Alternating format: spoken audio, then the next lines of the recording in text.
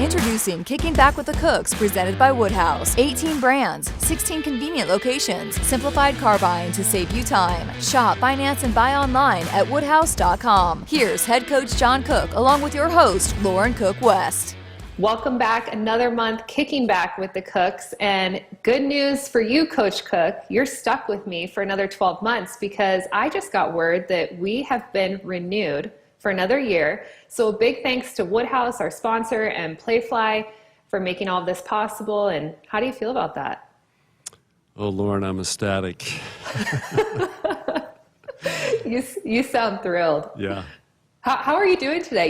Let me start with this. We got call-ins on the radio show last week. When's the next kicking back with the Cooks? So people are fired up. They were wondering what the heck's going on. I love it. We have to give them some good stuff this month then. Yeah. How are you today? Well, I want to say that we're recording this the day after the Kentucky match. So you are officially, I don't know when they'll put this out for the public to see, but you're officially done with preseason.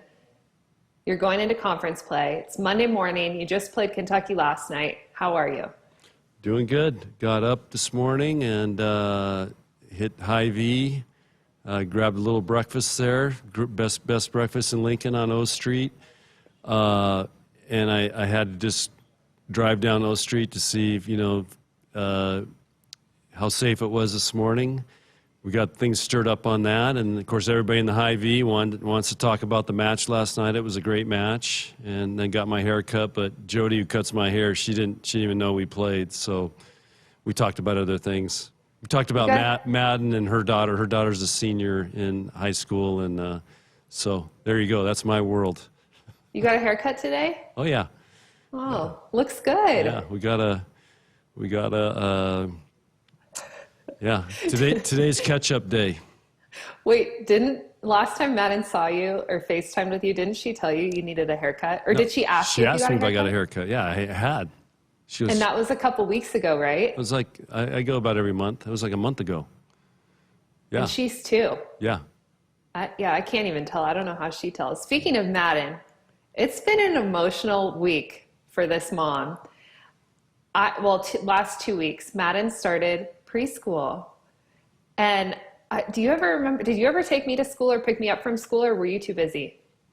I don't remember that far back. I don't know if you went to school that young, but I think I did. Everyone goes to preschool, right? I don't know. I don't remember, but we lived 30. right around the corner. You could walk to the school. Yes, I guess I walked a lot, so you didn't have to worry about picking me up or dropping me off. You don't remember my entire childhood. No, I do. Well, Madden and I came to visit you a couple weeks ago. And for anyone who doesn't know, I call every match remotely. Unless we're back in Lincoln, then I obviously call it in person. But we came to visit you a couple weeks ago. And I want to talk about that visit because there were some cool things that were happening. First of all, our favorite, Bryan, performed. Yeah. And you and I had a little daddy-daughter date night, and we went. And I have been to a lot of concerts, and I've seen a lot of different music genres in person. This was hands down probably one of the best performers. I have not been to Taylor Swift. I've heard she's pretty good, but he has to be one of the best performers I've ever seen. If you're looking for verification on that, I would have to agree. It was a great concert. We play every day the revival song, the end. Every day, it's a recording from Red Rocks. We play it every day in practice. It just gets everybody going. But yeah, it's incredible how he had that set up, and the other cool thing was you and I we were down there on the floor when he came in and out at the end, and then you got to tell me about his girlfriend standing right there, and I told the players about that. They all know who she is, and they say she talks about all the controversial stuff, all the gossip and everything. Yeah, Did you get the song I sent you from his new album? Yes, I haven't put it on Spotify yet to listen to it. We were kind of busy this weekend. So you haven't listened to it? Yeah, I haven't listened to it. All right, well, you'll have to let me know what you think. He just came out with a new album. If you haven't heard of Bryan, go check him out. I think a lot of his songs are on Yellowstone. That's how I first heard of him. Yeah. Lauren, by the way, I was just parking right outside the studio here, and here comes a student walking by. He's got a black shirt. It says Yellowstone Ranch or Yellowstone Dutton Ranch on his shirt. Did you stop him? No. Oh, you should have stopped him. I was thinking about it, but anyway. He Cool. probably would have, you guys could have chatted Yellowstone. Well, you heard about the shirts last night. Okay, I wanted to ask you about that because I saw a photo and it was you, it's like an outline of your face in a cowboy hat, and I want one. Yeah, I just asked Lindsay this morning to grab me some, so I think she's gathering some. They gave them out the student section, so how cool is that? Whose idea was this? It's our marketing people, I guess. They are on event fire. people. How cool is that? So I'm So trying to get as cool. many as I can. Got to get them to my cowboy friends. I just got a cowboy out in Lexington. Just set me a new rope steers on, and he's got a new fan. And last night, I don't know who was in my box last night. I looked up. There's just 4 dudes with cowboy hats. So cowboys were in the house last night. That's hilarious. How are the horses? I've heard that they're now all living in the same, they don't just pasture together, they now are all in the same corral, what do you call it, barn? And they're in the corral. In the corral together. Yeah. Yeah. It was a seamless transition. Yep, they're all buddies now. So Reggie's part of the pack. Remember, the horses like to be in packs. And I was just reading something interesting because I share all this stuff with our team all the time about horses and how they sense things. But horses can sense your heart rate, and they can sense each other's heart rates. And that's one of the ways they know if one of the horses' heart rate goes up, they know, okay, there could be a threat of a predator or something. So it alerts the whole herd. So how cool is that? That's really cool. Did you get the Instagram video I sent you about, I think Diamond Cross Ranch posted it, and it was a cowboy talking, and it was a poem about him and his horse and how his horse can't work anymore. I started crying. I'm like, this is the saddest thing. But it was all about how people were wondering why he doesn't sell his old horse because there's no use for the old horse. And he said, well, this old horse is my friend and is my family. And you don't sell your friends or your family. Yeah. Lauren, that's the cowboy way. I know I could sit here and tell you several cowboys who have these older horses around, and it's out of respect because they worked hard, they did a great job, so they don't ride them, but they still take care of them, and they let them live out their life there. It's really cool. But by the way, the Diamond Cross Ranch and Grant Gallagher, who we've talked about before, I probably bought 8 of his books now and given them out to people, and they just say game changer for them. These are business people, leaders. They love what he talks about. The book's called Think Like a Horse, and great book on leadership and team building, and all based around training horses. That'll be our next date, heading out to Diamond Cross Ranch, hanging with Grant for a day. I know. I want to meet him. That's my next job, working for him. He's a real cowboy. Back to Matt and I's visit. I don't know if you know this, but the children, so you had volleyball day because we were out there for the Memorial Stadium match, which I want to get into. But first, a lot of local businesses, I think, bought into this volleyball day vibe and event. And the Children's Museum did half off. So if you were going there that day, you didn't have to pay full price. And then they had this really cool bracelet making station for the kids. And it was little volleyballs and the colors of all the teams, and they could sit there and make their bracelets and then wear them to the match that night. And I just thought, how cool that the entire community really bought into this volleyball day. And I'm sure there's so many other places that did things that I just was unaware of, but that's one example. I mean, did you know any of that stuff was going on outside of, the volleyball world that the businesses were doing or general public? I had no idea, and of course, Madden gave me some bracelets she made, which were really cool. But I had no idea. But post a stadium match for us, it's still an unbelievable experience for everybody. Everybody's still talking about it. It's Yeah, it was an epic night for Nebraska, and I think a lot of people who don't go to volleyball matches normally were at that stadium match, and it was a special night, and people are still talking about it. Did anything surprise you about that night? No, I had no expectations, so nothing really surprised me because I was in awe the whole night. But probably the one big surprise was the drone show, and I noticed last Saturday night we had a night football game, so of course I got to go to it because we played Sunday night instead of Saturday, and they had the drones up for the football game celebrating the 100 years of Memorial Stadium. It was so awesome. And those drones are amazing. On a scale of 1 to 10, 10 being you were really feeling it, how did you feel, or did you feel like a football coach walking through the tunnel? No question. And again, 12? Yeah, and the football team just got their first tunnel walk Saturday, and I was just, I heard Coach Rule talking about it, how special that would mean to him, and I could really relate with what he was going to go through and the feeling of coming out of there. It's unbelievable. How do you dream bigger than this?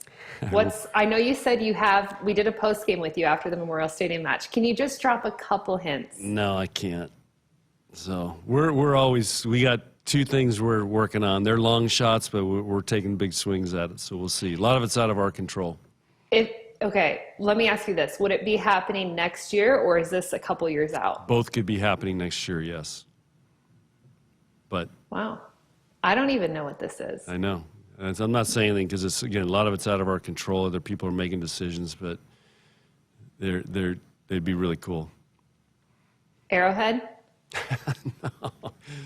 No. Let's move on. Okay, we'll move on. Starting lineup. You had a starting lineup. You were very consistent with it. Last few matches, the majority of preseason. And then two of your starters were out for this Kentucky match, Laney and Lindsay.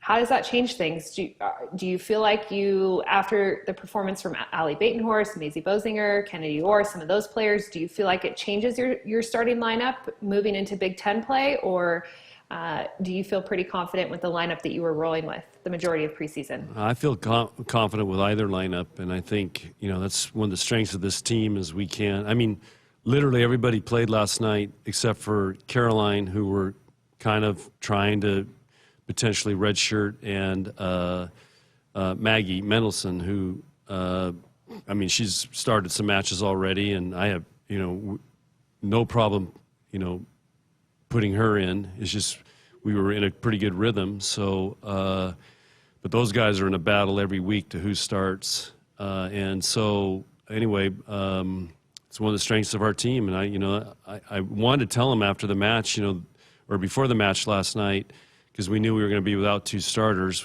or two players that had been starting. But, if you look at our red-white, we matched them up as even as we could, and it was, 3 deuce games, and it went 4. So it's this group can battle, and we can put a lot of different people out there and still battle and play at a really high level.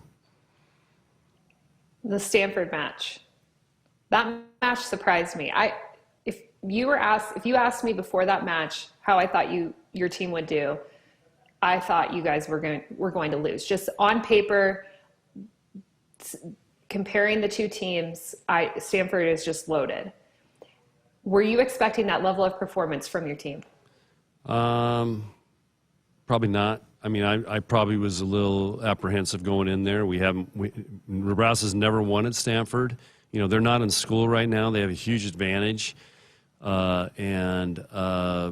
were playing 4 freshmen. So I wasn't sure what to expect, and that was our first really, really big match on the road. K-State was a good test, but we're playing a top 5 team on the road. And Lauren, but I was thinking, did you ever win at Stanford when you were at UCLA? I was going to bring this up because if you would have lost I was telling JB off the air, I said the last Cook to win here was in 2009, and a Cook has not won since in well, I guess you can't count Carissa, my cousin, but your niece, but a cook playing for a team other than Stanford the last time to win it. And that was UCLA. I don't think we had beat Stanford in 8 years. Yeah. So kind of a similar situation. And we came in there and I think it ended up taking 5 sets, but Alex Kleinman, I remember she was playing. She's now an Olympic gold medalist. And Did you stuff her? I think I did, because that's a good story. I think you made a bet with me. Here's the deal. UCLA campus is huge, huge. And everyone has, I think they call it a moped. Yeah.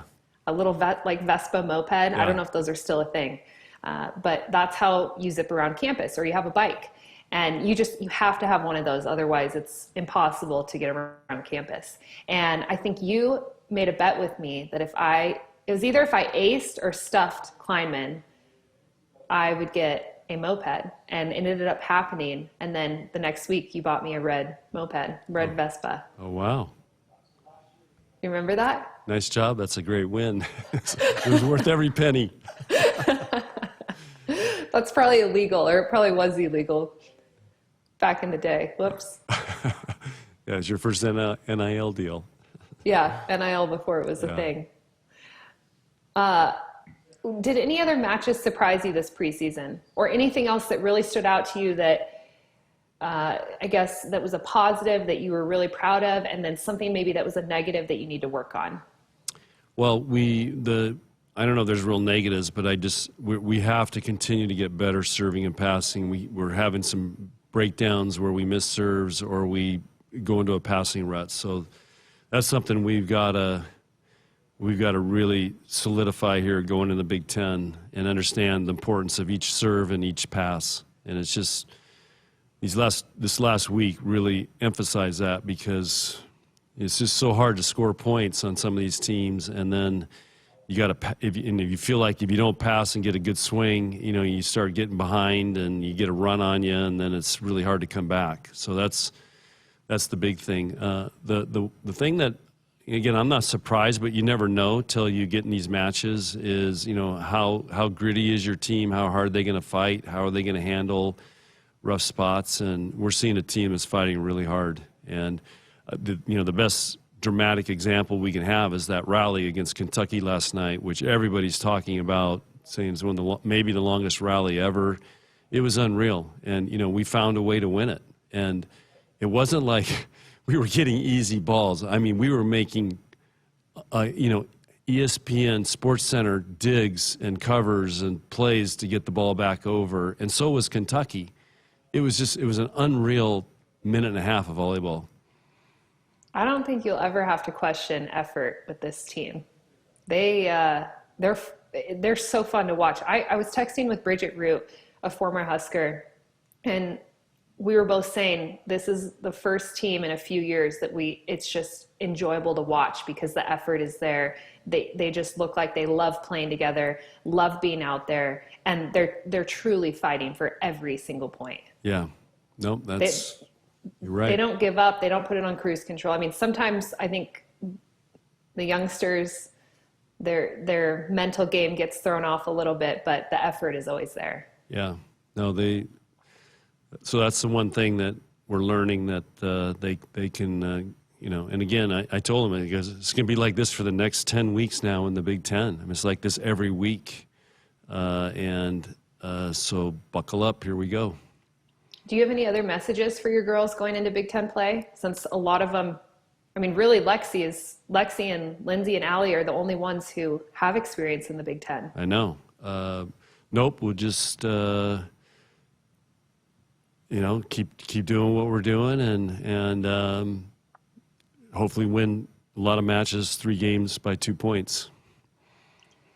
Do you realize, I don't know if you know this, if you look at your opponents through the preseason, I think since K-State, I could be wrong, there could have been some teams before that, but since K-State, I believe there has been your coaching tree is so large that there has been a coach on each team since K-State that is somehow connected to you, or worked under you, or worked for you. Yep, I think that's pretty accurate. In fact, I think you can include K-State because Fiona Nepo's there. Right. K-State, Fiona Nepo. Fiona volunteered for us, I think, one season. Or they played for you, or were a grad assistant for you, or an assistant coach. Everyone since then has had someone on their staff that is somehow related to you in a coaching capacity. That's mind-blowing to me. Yeah. It just means, just means I'm old, Lauren. No, it means that you help transform young coaches into becoming assistant coaches or part of a staff, or you're helping just mold and build a lot of these coaches. And what other coach in the country can say that or has that coaching tree? Yeah, I mean, there's other coaching trees from other coaches, and but I just, part of my job is to try to develop coaches to move on from here. And we got our grad assistant people now. Nicklin's going to be a great coach, and the other guys we have. And Spencer, we just lost to Stanford men. He's supposed to be here another year, finishing his master's, and Stanford men's volleyball just hired him away. So we're fulfilling our responsibility of developing young coaches here. Speaking of coaches, Jordan Larson, when everyone wants to know when she is joining you all full time. I just got a text from her, and she will be flying back the evening of the 25th of September. So she said, I'll be in the gym on the 26th. So excited about that. But she's in Poland right now. The USA is playing in a Olympic qualifying tournament, which I think they have to win it to qualify for the Olympics. So this is their first chance to qualify for the Olympics. And I don't think most people understand you have to, unless you're the host country, you have to qualify to get in the Olympic Games for volleyball. So they have a very tough, it's eight teams, so they're going to play 7 teams, and whoever has the best record is the champion, and they qualify for the Olympics. And if they don't do that, then the next opportunity would, I think, be in the Norsekas. I'm not sure when that is, when that will happen. But it's stressful trying to qualify for the Olympics. So they're in Poland right now. I think they've played 2 matches so far, so they have 5 more to go. And then she'll come straight from Poland to here. And will she be with you through December, or does she leave again to go play somewhere? She's with us through the end of the season, and I have not talked to her about what she's doing in the spring or January, February, March, April timeframe. And I'm not worried about it because we're in beach, so we can only have 2 beach coaches. So it's, I mean, her and I really aren't. I'll probably have Kelly and Jalen coach beach, and there's no really, we can't. Again, it's limited. So if she's not here, great. If she's here, great. But the other thing I was thinking about with her, this is a great setup for her because she gets to coach here. She's in Lincoln. She gets to work out because she needs to continue to work out, trying to be in Paris Olympics next year. And so this is going to be pretty cool to have her here. I mean, she's like a player coach in a way. So she'll be able to play against your players in practice. Yeah, we're not going to have her do that. I think she'll want to break, but she works out really hard, so she'll be a great example for our players. Okay, here's somebody who's just in her off-season mode right now, and she's going to be busting it and can be in there with them, and so I'm pretty fired up about that. Merritt has gone bunless for the last few matches, and it's been the talk of the town, and she has transformed into a different player. Yeah. She just looks so confident out there, so comfortable. She's making plays on defense that I'm thinking in my head, how does someone with her size make that play just because she's so tall, and for her to get low and get underneath some of those attacks and get them up. I mean, she's backcourt defense, attacking out of the back row, blocking, serving. She's stressing opposing teams with her serve, attacking. I mean, she is firing on all cylinders. You watched her a little bit when she was at Florida. Does she look like a different player even from when she was at Florida? It's hard to say, and it's hard to do comparisons. I mean, she had some huge matches at Florida, and But what I see from her is she's competing really hard. She's embracing her role in our team. I think she's having fun. She's a heck of a leader. And I complimented her and Lexi last night after the match. I mean, we could have got sideways a lot of times last night, and those guys just kept that group together and kept them believing. And as you know, Lauren, it's hard to do, to focus on your game and then trying to, we got two people who haven't played much. Maisie hasn't hardly ever played. It's the most she's ever played in 2 years here. And just holding it all together in a very tense and competitive match. And those guys are doing a really, really good job. Do you think she'll ever go back to the bun? I don't know. That's you guys need to ask her that. I don't really consult with her on her hair,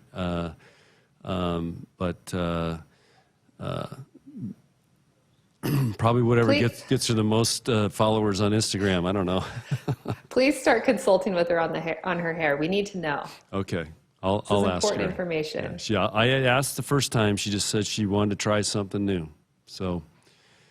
Here we go. I also heard her in an interview say that you changed, and we're going to get into some volley talk here, but you changed her approach. And I'm not sure, I can't remember if she said she starts out wider, or she was starting out wide and you guys kind of narrowed her approach. Can you touch on that? We really didn't do much. We just made a couple slight adjustments. What we're really working on is fundamentals for her.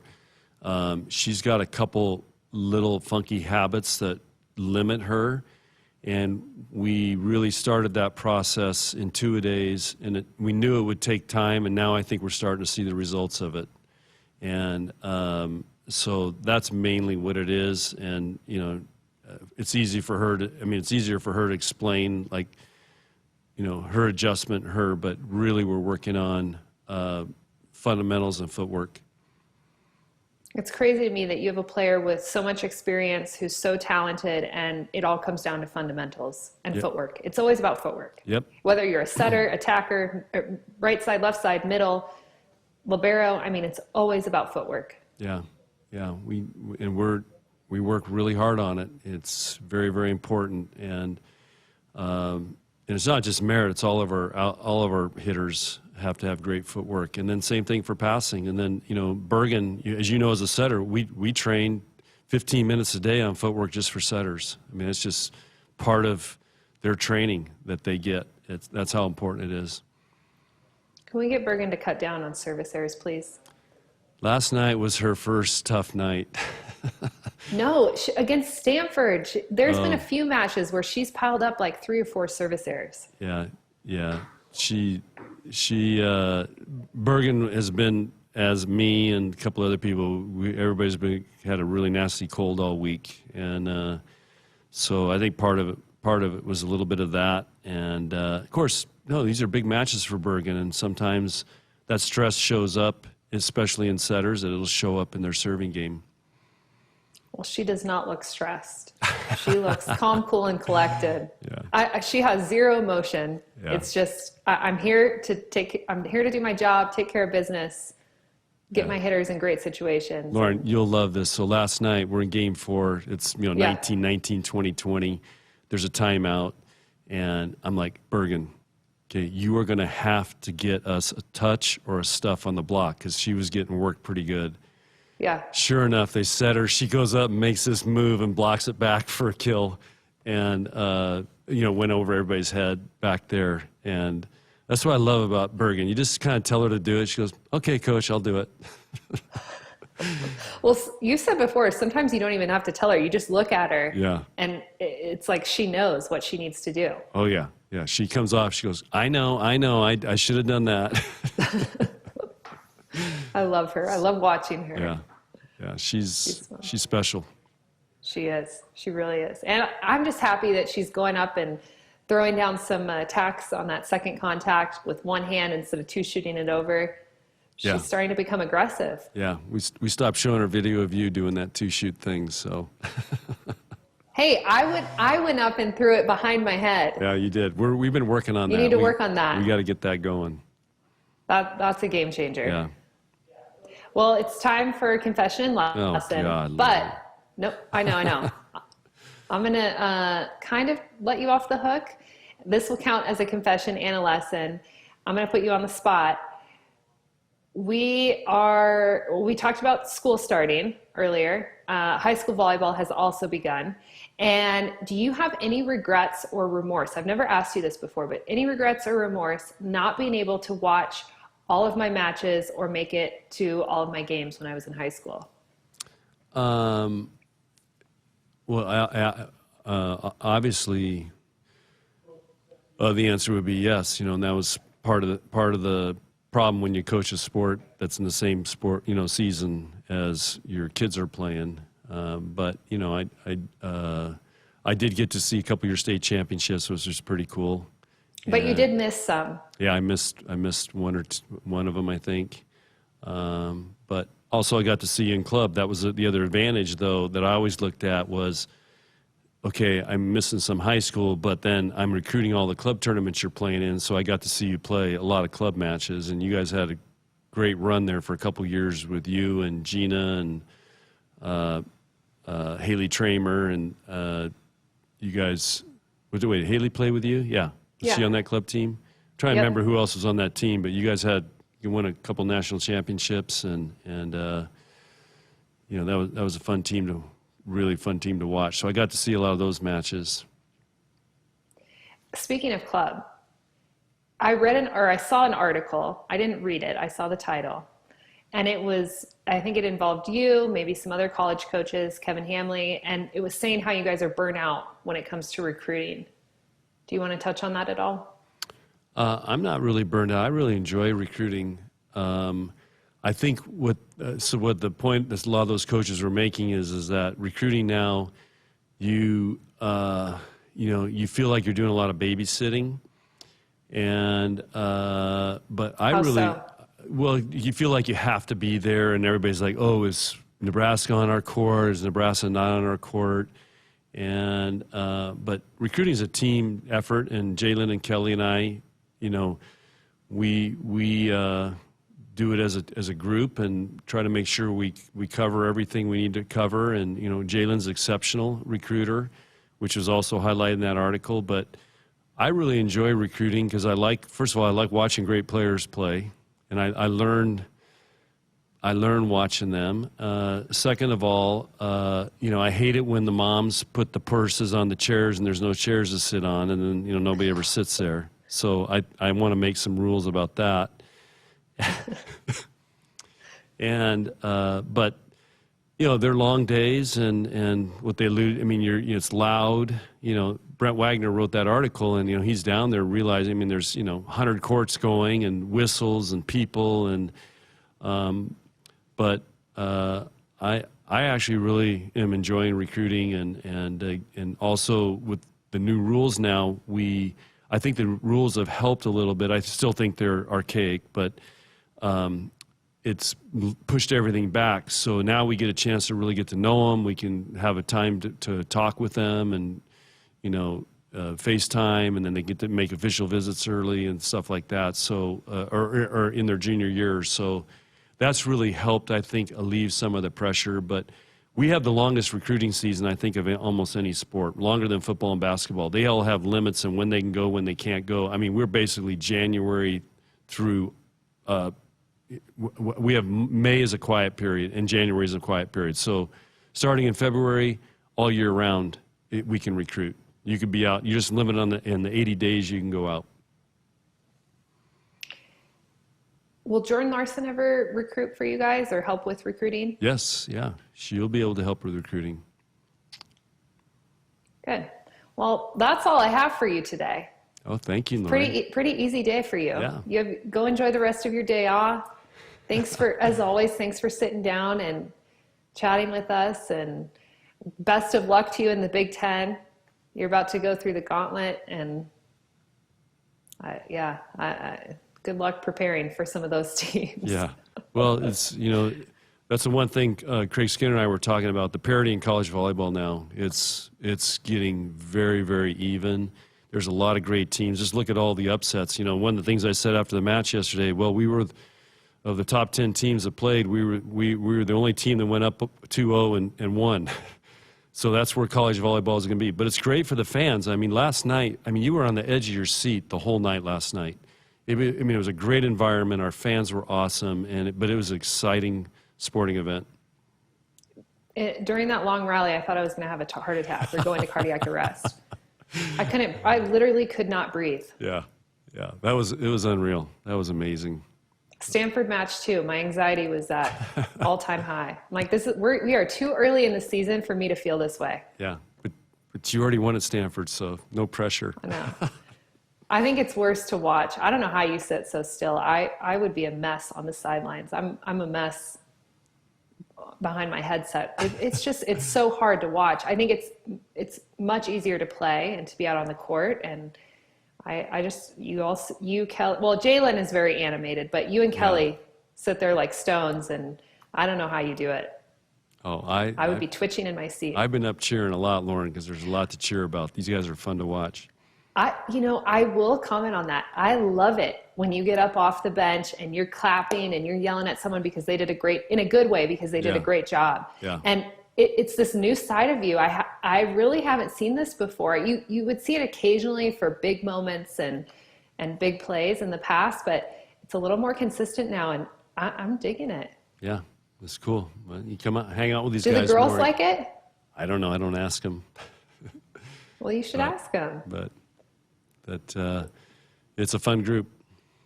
Lots of follow-up questions for you about Merritt's hair, if they enjoy you cheering on the sidelines. Okay. So you can ask those questions and we'll follow up next episode. All right.